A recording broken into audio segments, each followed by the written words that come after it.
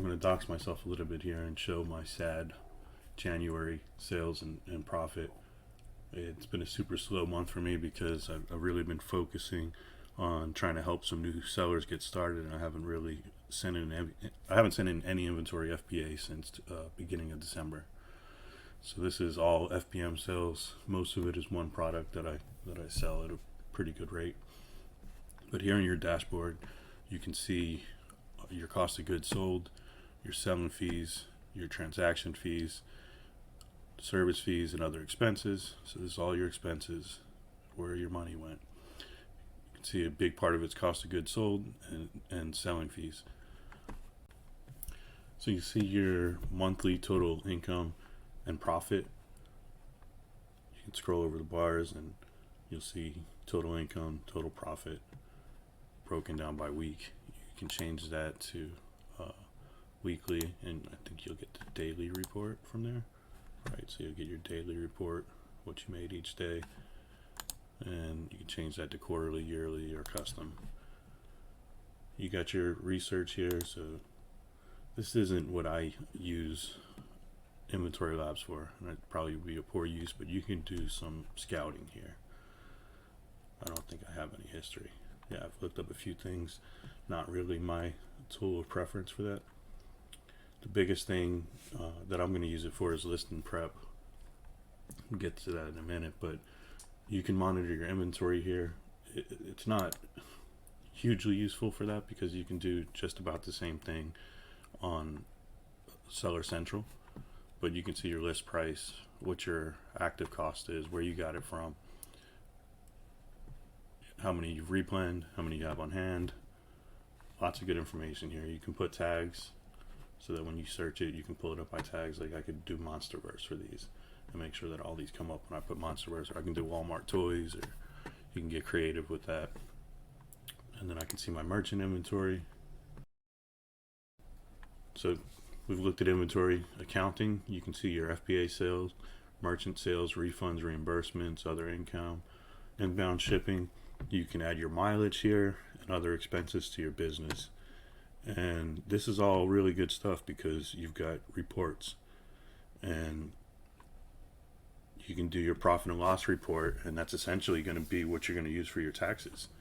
So this is a huge tool to track what you're spending, what you're making. You can get some good data here as far as what categories are profitable to you, what supplier for you. If you're doing arbitrage, when we're talking about suppliers, we're probably talking about Walmart or Target. So you can see what stores are worth the bang for the buck for you to get in there and scan, and then what SKUs and what ASINs are most profitable to you. Your inventory valuation, your velocity report, how fast are different SKUs selling, your removals and disposals, so it'll show you all your removal orders, and your P&L statement. That's going to be, again, one of the most important things. And then, you know, this is just resources. They got a bunch of videos to show you how to use the tool and support, right? So again, the biggest thing to take away is list and prep is going to be where this is most important. And today I'm going to do some FBM listing. It's going to be Squishmallow, so I'm not even worried about sharing that with everybody. But this is where you would come to list, and I can do another video to go over some basic settings. My settings are already there, so when I hit new batch, it's going to come up. It's got the set file name. It knows where it's shipping from. It knows that I'm packing individual products, not case packed. And channel says FBA. I'm going to change that to MFN, which is the same thing as FBM. So I'm going to ship it, right?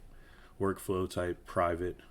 If this was FBA, you can turn this on to live, which means that as you scan things in and add things to your inventory, it goes directly to Amazon. So the products are being added real time to your list. You can't do that with FBM. I don't personally use it. Labeling preference. If this was FBA, you're going to have the choice to say I'll label. FBA should label my items and reject items that cannot be labeled. FBA should label my items. However, I will label items as necessary. I will label my items on everything. And I'll just cover real briefly why that's important. When you don't label, when you don't put an FN SKU on your product, your products are co-located with other things in the warehouse.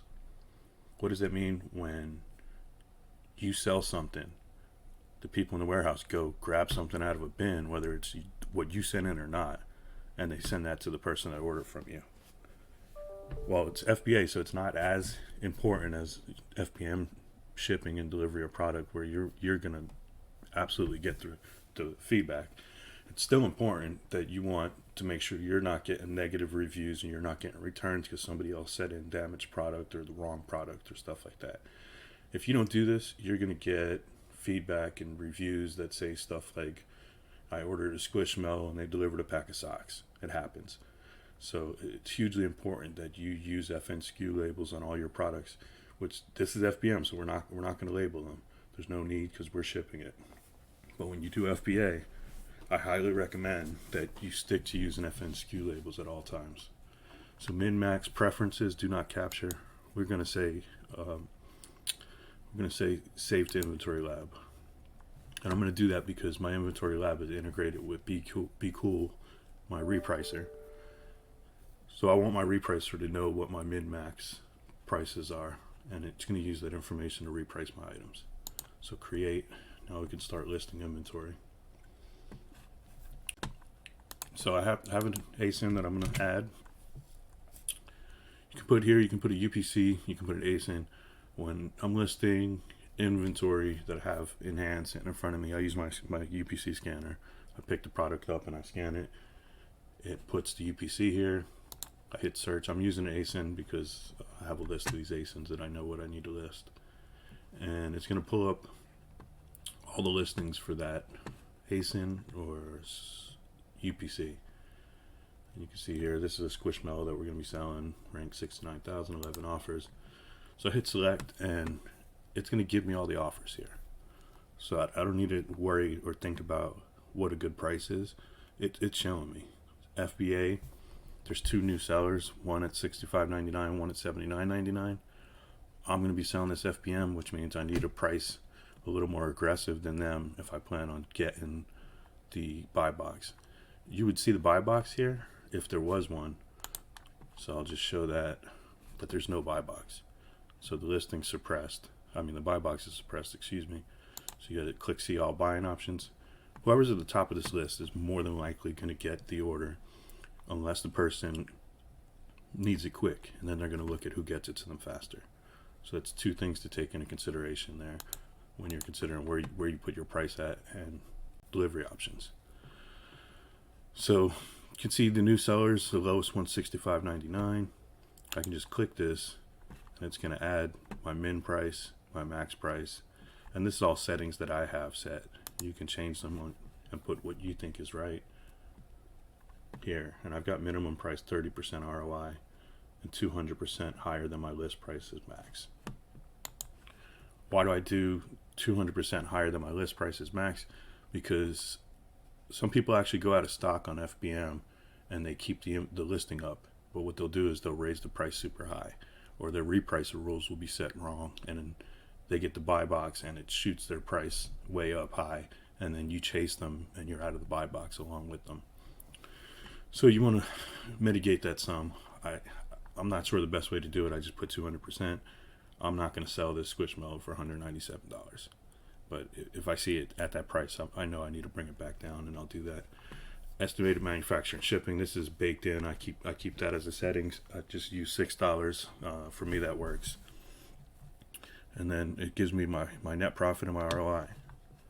So over here, I can put a reminder in to replan this. I can put in a tax code for data purposes. I have to put in the cost. This is always going to default to the last item that you sold. So for this, it's going to be $19.88, and I believe we got this at Target. And you can put the date. I'm just going to put a date here. It's not hugely important to me as long as I got the price captured. And it's going to give me the MSKU and the condition. I'm always selling new. I don't sell used, so I don't need to worry about that. So what I have to focus on when I come in here is the price, $65.99, my cost, where I bought it. So I'm going to go lower than the lowest offer because I want to sell it. So I'm going to say $64.99, shave a buck off, and I'm still making 147% ROI, 30 bucks on a $20 item, and add the batch. Now I'm gonna keep on adding items. I'm not gonna share all the items I add for obvious reasons, and I don't want the video to be longer than needed. So that's the basics of adding an FBM item. It's the same process for FBA items. It's just a little bit of a different workflow once you get to reviewing the batch and sending it in. I'll be doing a FBA video later today, and I'll go over that. So a lot of people don't list their FBM inventory through Inventory Labs, even if they have it, because it's convenient to scan something with the seller app and just list it right there. For me, that's not a good practice, because then you're not tracking your expenses, you're not tracking where you got it from. Your repricer can't properly function with the item unless you go in and manually set min-max prices. So for me, it's very problematic, and it's just as easy to add items through Inventory Labs as it is through Seller App or Seller Central. So my preference is add everything through Inventory Labs, and this is essentially going to be my tax records. It's going to give me, all the important information I need to know about my business, about how much money I'm making, about how much I'm spending, what stores are profitable for me, what SKUs are profitable for me. And you lose a lot of that if you don't put your items in and list it through here. So I'll just finish this and hit review batch, and I'll start a new one for the rest of my products. And when I do that, you'll see this bar throughout the time that you're listing, and it changes: total sales value, total buy cost, total net profit, average sales rank, total SKUs, total items. This is just one item, so there is no real totals here. And I'll hit submit. Sync the details of the product in the batch with your Seller Central inventory. Yes, sync, and it's gone. So this is in Seller Central now. They've got all this information, and my repricer will sync with this, and it'll start repricing this item as based on my rules. And if I go to list and prep, it's gone. So I can just start a new batch, and that's what I'm gonna do, because I got more inventory to list. Hey, thanks for watching, guys. Please like, comment, and subscribe if you want to see more videos.